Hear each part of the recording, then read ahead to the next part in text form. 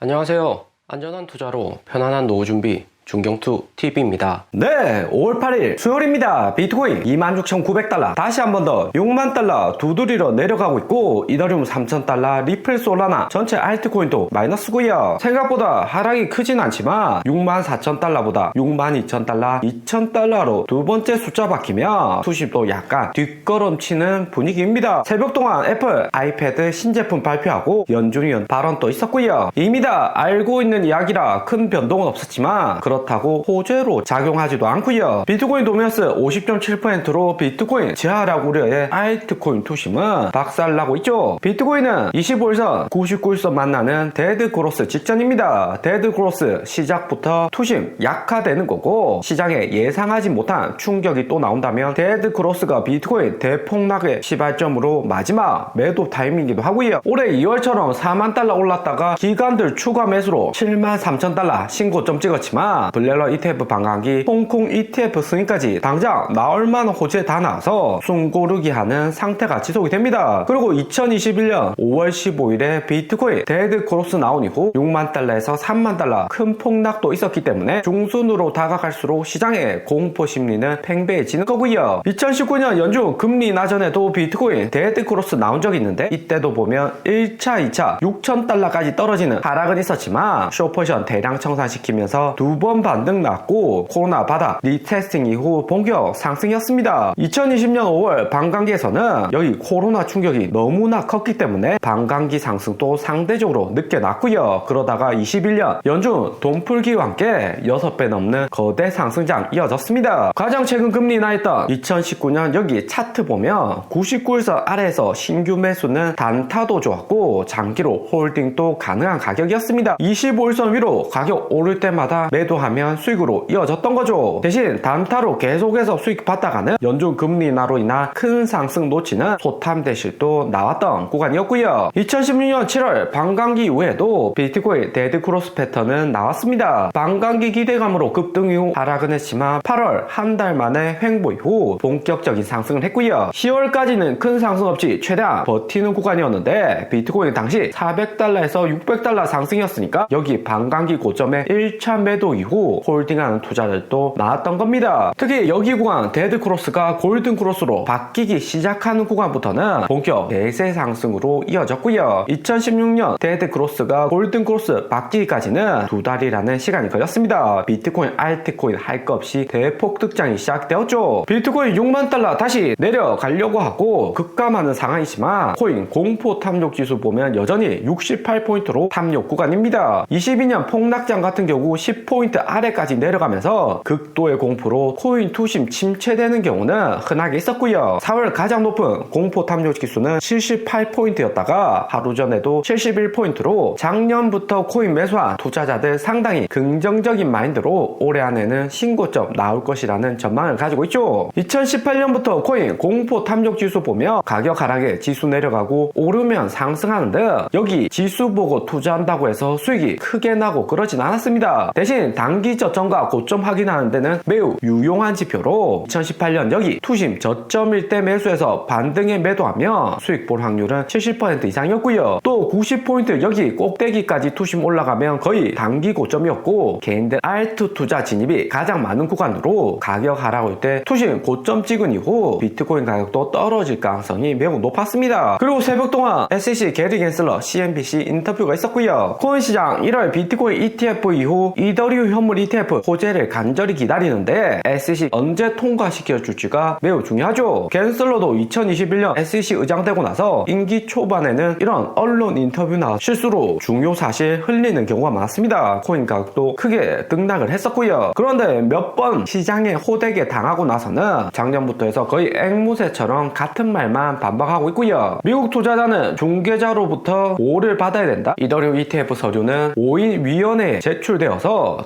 적절한 시기에 승인될까 검토 중이라고 언급을 했고요. 이미 다 알고 있는 이야기고 그레이스케일 이더리움 ETF까지 SEC 반려된 상태라 올해 이더리움 ETF 승인될 기대감은 상당히 적습니다. 가장 유력한 승인 날짜는 8월 7일 블렐러 이더리움 현물 ETF 데드라인이고요. 1월 비트코인 ETF에서도 보듯이 10개 자산 운용사가 동시에 ETF 상장하니까 대기업 블렐러 피델리티 아크 인베스트가 시장 과점하는 형상이 났습니다. 겐슬러장 이더리움 ETF는 동시에 승인 안 할 수도 있다고 언급을 해둔 상태인데 결국에 연기금들 가장 안전한 블랙록의 메인으로 코인 투자니까 중소자산 운용사들은 ETF 승인된다고 해도 신규 매수는 매우 적었고요. 이더리움 역시 블랙록이 먼저 승인하게 된다면 블렐러 피델리티로 먼저 자금 들어가고 중소거래소는 거의 거래 상실로 이어질 가능성이 높습니다. 더욱이 최근처럼 블렐록으로도 신규 매수가 없으며 중소 운용사들은 갈수록 손실인 거고요. 겐슬러장 계속해서 뜸들이면서 비트코인 현물 ETF 작년 10월 연기했고 이더리움도 5월 거절하는 상태인데 반대로 생각하면 겐슬러 의장 이번 투자자 보호 발언처럼 확실하게 안전해질 때 투자 가능하게 해야지 기관들도 SEC 믿고 대량으로 자금 맡길 수 있는 거다 생각이 되죠. 최근 비트코인 가격처럼 수급 거래량 감소 거시경제로 인한 가격 조정은 주식시장에서도 흔하게 있는 일입니다. 하지만 루나 사태, FTX 파산 같은 시장이 예상 못한 충격을 사전에 막는 것이 SEC가 하는 주요 역할인 거고요. 거기에 홍콩처럼 비트코인, 이더리움 동시에 승인해버리면 투자금도 분산되면서 어느 코인도 제대로 상승 못하고 호재 효과가 흐지부지해질 수도 있는 거고요. 겐슬러장은 21년 SEC 의장 되기 전에 CFTC 미국 상품선물거래위원회 담당도 했었는데 그때도 처음에는 욕을 많이 먹었습니다. MB 시작하고부터도 억제 규제 계속 정책하다가 이후에 하나씩 오픈하면서 시장에 긍정적인 역할하고 SEC 의장으로 승진을 했죠. SEC 같은 미국 공무원들 입장에서는 어떻게 해서든 안전하게 시장 만들고 투자자들 거래가 증가해야 미국 정부가 가져올 수 있는 세수도 증가하는 역할을 합니다. 얼마나 시장 안정성 있게 만들어 놓느냐가 겐슬러 의장 26년 임기 전까지 핵심 포인트일 듯 하고요. 겐슬러 의장 이번 코인 시장만 제대로 만들어 놓으면 차기 재무부 장관 옐런 의장 다음으로 앉을 가능성이 높다고 시장에서 예측을 하고 있습니다. 코인 시장도 8월 이더리움 현물 ETF 승인되고 7월 파리 올림픽 투신까지 올라오면 재반등 노려볼 만한 호재로 작용을 할 듯 하고요. 그리고 새벽 동안 애플의 새로운 아이패드 출시가 있었습니다. 이번에는 기존의 애플 최신 맥북보다 더 좋은 M4 반도체 들어간다고 발표하면서 애플이 드디어 태블릿 시장도 키워주는 게 아닌가 시장의 기대감은 커지고 있습니다. 대신 닐 카시카리 연준위원 발언이 있었는데 노동시장 확실히 둔화돼야지 금리 인하 시작한다. 올해 초 물가 내려가야 금리 인하한다 했다가 이제는 파월 의장하고 연준위원들 실업률 고용률도 신경 쓰기 시작했고요. 무엇보다 이번 발언에서 인플레이션율